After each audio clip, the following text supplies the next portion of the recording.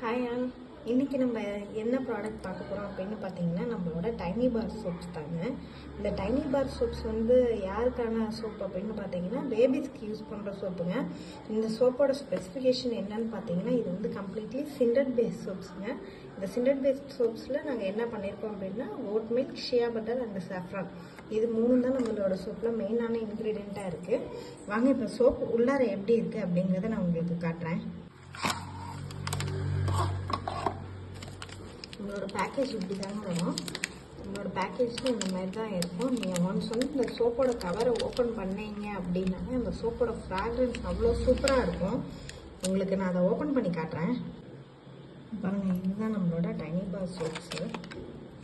இது completely சிண்டட் paste சோப்ஸுங்க. இது free from light. So that இதோட பிஹெச்சும் நியர்லி 5.5 அது மாதிரி தான் இருக்கும்.